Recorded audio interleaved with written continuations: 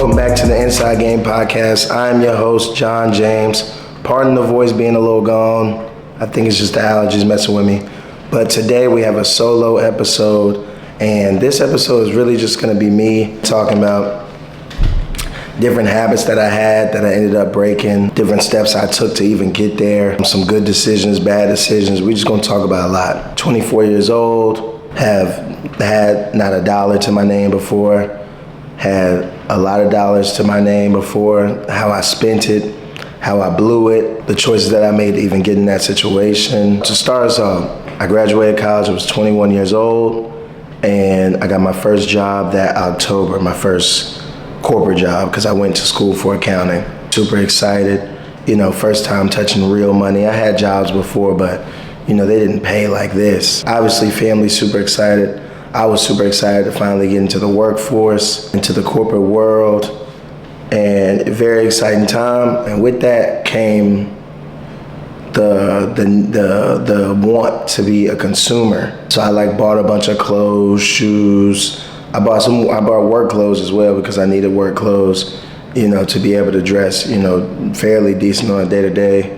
Dress shirts, belts, that type of stuff. But I definitely did overspend in terms of, when you're touching real money for the first time, you don't really know how to handle it unless you have worked with people before you had even touched that money. But 9 times out of 10, people, when they get it, they have to learn for themselves because, at the end of the day, it is your money. So, what you do with it is strictly up to you. A lot of purchases, off the gate. Definitely wasn't thinking about saving much.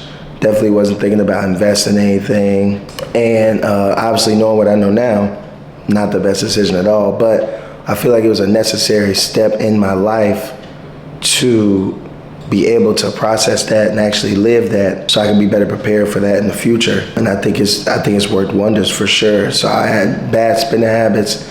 Bad discipline, didn't really want to listen to advice from nobody about money or what to do with money. Just thought I could do everything on my own, figured it out on my own, not understanding that I didn't have the discipline and the self-awareness to actually make smarter decisions for my future. I didn't put anything in a 401k, didn't have a Roth, didn't have a high-yield savings account, didn't know much about credit. Now, mind you, this is with graduating with an accounting degree, but that stuff, you don't really learn that stuff in terms of when it comes to your own personal finances. And I didn't take the time to truly learn that either. Then I relied on borrowing from the bank, family, my girlfriend at the time. And, luckily there was people in my life that were willing to assist me, even though I wasn't being the smartest with my own money. They still sacrificed, their own resources to make sure I was good.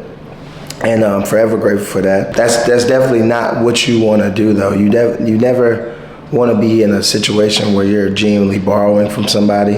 Not only because it could come back up if you guys have any type of disagreement or anything like that, but you never want to be held hostage by somebody, whether it's financially, emotionally, whatever the case may be. You definitely don't want that over your head. It just creates a little bit of extra stress, extra pressure. Now, mind you, it was pressure that, I put on myself because I was spending so terribly that I put myself in that position to have to borrow. And, 21 years old, coming out of school, touching real money, I wanted to, it was selfish of me, but I wanted to just feel and experience some of this stuff for the first time, just to know what that feels like.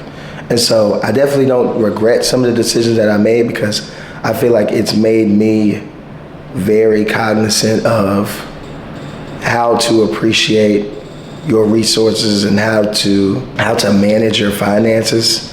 But it was definitely a troubling time in terms of my overall well-being, just was not in a good space.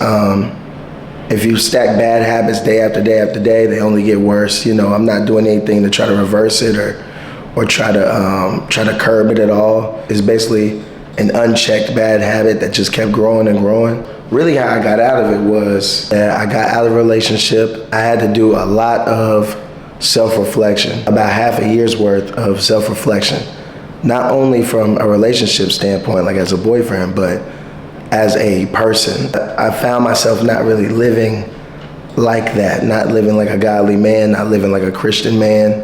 And I really had to sit back and reevaluate myself. And that was one of the hardest things that I've ever done, because I think being able to be self-aware and to check yourself is one of the hardest things a person can do, because how I see it is everybody is the main character in their own movie, which is life. And so your perspective on things, what you think is right, it's very hard for someone else to put their perspective on you and tell you that you're wrong. And a lot of people can't take that, at least initially. And I was one of those people. I had the tendency to snap back a lot. I had a tendency to not look at it from other people's perspective, situations. And I had to learn from that. I had to grow from that. But you really have to sit down and take time to do that. You have to stack good days just like how you stack those bad days. It just takes the discipline and the commitment to actually want to make a change for the betterment of yourself, for the betterment of other people around you that you love in your life. And once I did, I saw this whole new perspective on money in general. Now, what is the difficult part is you separating your finances from who you are as a person, your character. And just because you make a certain amount of money doesn't put you above anybody else. It doesn't exclude you for doing any good deeds. It doesn't exclude you from being a good person to your family, being a good partner. If you have children, being a good father, mother. In my own terms of putting this, the 3 questions you need to ask yourself when it comes to managing your finances, when it comes to separating, the person from the activity or the person from the career. The number one thing I believe that you should be asking yourself is, who do you have around you? Who you have around you is the most people that you spend your time with. You tend to take their traits, they tend to take some of your traits as well. And if those people around you are exercising bad habits on a day-to-day basis, 9 times out of 10, you are going to be stuck in that same position or in a worse position down the line because you're not growing. It's no hard feelings, especially when you're adults, to reevaluate your friendships, your relationships, and really try to figure out, am I bringing value to this other person? Is this other person bringing value to me? Do we help one another? Do we care for one another? If your answer is no to some of those, don't be afraid to be okay with going your separate ways with people. I've lost close friends, things that I may have done that may have set people off the wrong way, because I know that I have a different way of communicating. I have a very direct way of communicating, and it's not for everybody. And I do understand that. You have to make peace with, if your intentions are good, you just have to make peace with the separation, with the distance. Now, the second question I would ask myself is, are you budgeting your money? If you don't have any type of structure when it comes to your money, you're not going to be able to succeed long term. That's just how it goes. If you're not looking at your money and putting it in pockets and putting it in buckets, even if you don't follow that budget to a T, having some type of structure out of money goes such a long way, because you can track it, whether it's daily, weekly, monthly, bi-weekly. You can track what you're doing. You can track what you're spending. You can see what you tend to be spending a lot of money on. You can see where you can cut back on certain areas. You can see where you can increase the spending in certain areas, because that spending could be bringing more money into your account, or it could be setting up something that will bring money to you in the future. So you do have to have some type of structure when it comes to money.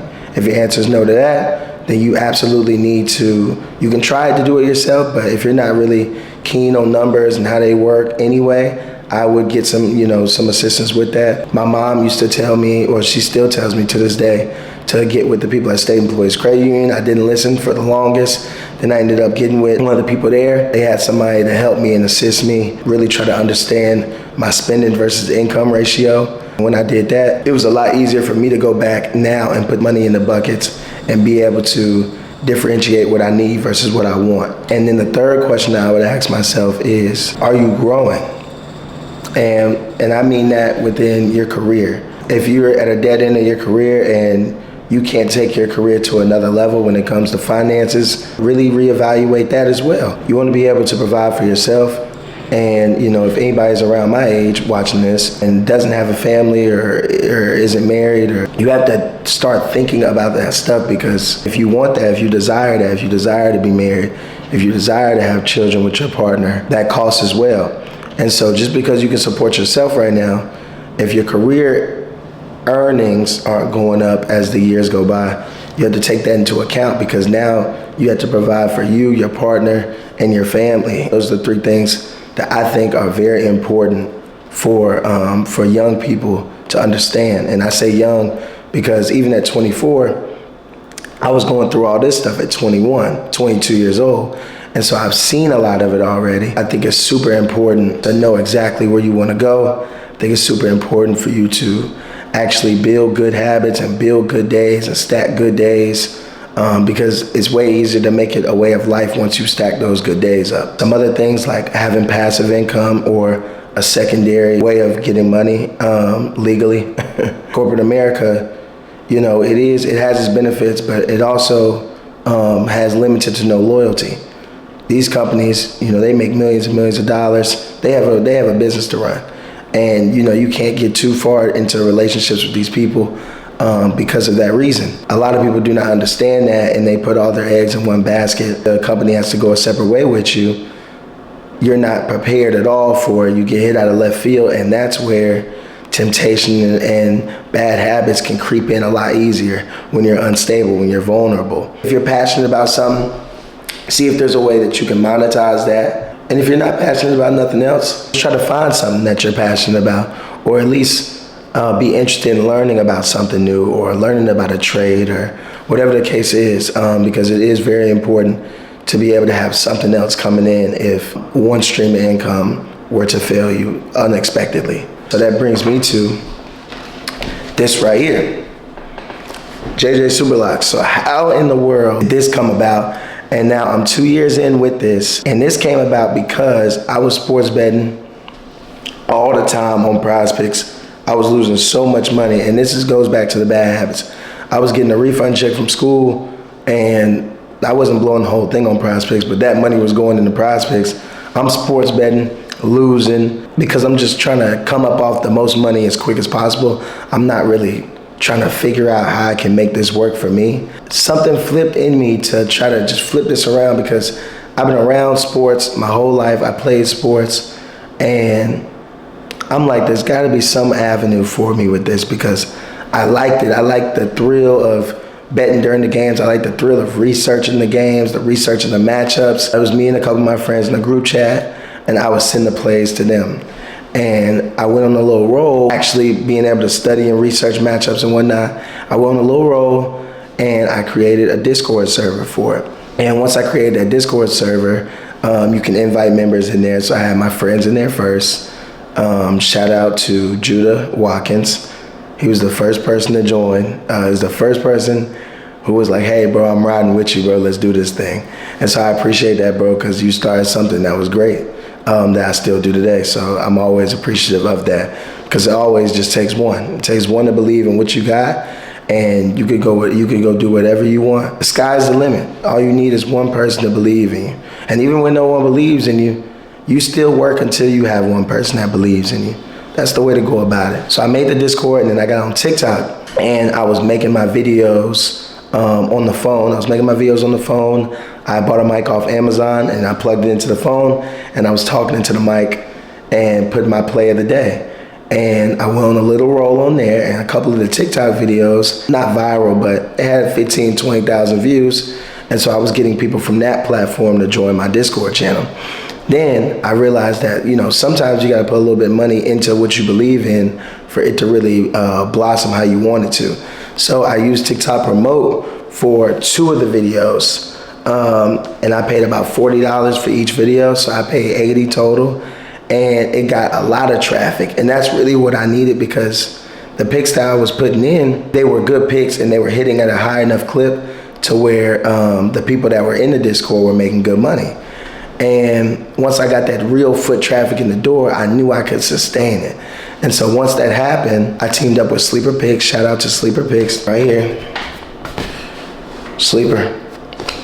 And shout out to Ev too. Shout out to Ev. Ev actually painted this, so appreciate that, bro. Got with their affiliate program, and they're great people over there. I'm always listening to my ideas. They always get back to me. So I appreciate you guys for that still to this day. Folks were paying me on a monthly subscription basis for my plays that were in turn helping them profit for on a month-to-month basis. I had a guy, and I'm gonna keep his name anonymous because you know, it's a personal story for him, but I had a guy who he had turned to sports betting as his last result. And I always tell people, do not use sports betting as a way to pay your bills or pay any expenses that, you know, are necessities to you. Sports betting should be more like a pastime, leisure type of thing. It should be money that you've already set aside, that you've already budgeted for, just for the enjoyment of the game. But this guy came to me, he didn't tell me beforehand, he had told me after he had won a substantial amount of money. He had won about $1,800.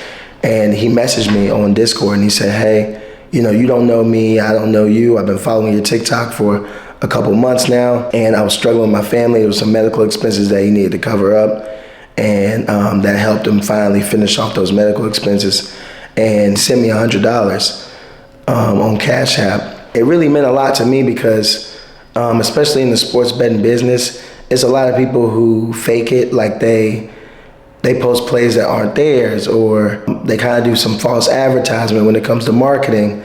And my whole thing was, I'm trying to teach people, hey, even with the sports betting stuff, with the right mix of research and knowledge and the right people, you can profit over time with sports betting. 90% of people don't profit because they don't care to do the research. They don't care to withdraw a certain percentage of their money. That's what I try to teach. Even now, even 2 years in, I still tell people, anytime we have like a really good week, hey, withdraw 70% of that and go back to your original betting amount size that you started off with. Ultimately, the goal for me is for people to just be able to make money long term with this, that already were sports betting. I don't really target people that don't bet at all.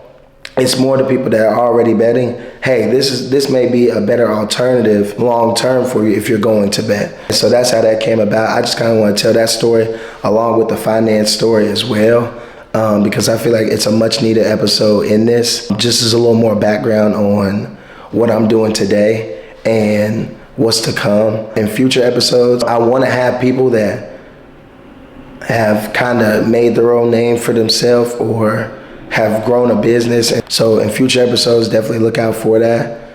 And in terms of the vlogging will be picking back up. It's starting to get warm outside. It's starting to be beautiful outside. The pollen is coming down a little bit. It ain't came down all the way, but it's coming down a little bit. We got one in June. That'll be a banger. I might vlog some of the graduation stuff next month as well. But other than that, man, everybody that stayed to the end, thank you guys for watching. Hopefully you took 1 or 2 gems from this. And I'll see you guys next episode, man. We out. Peace.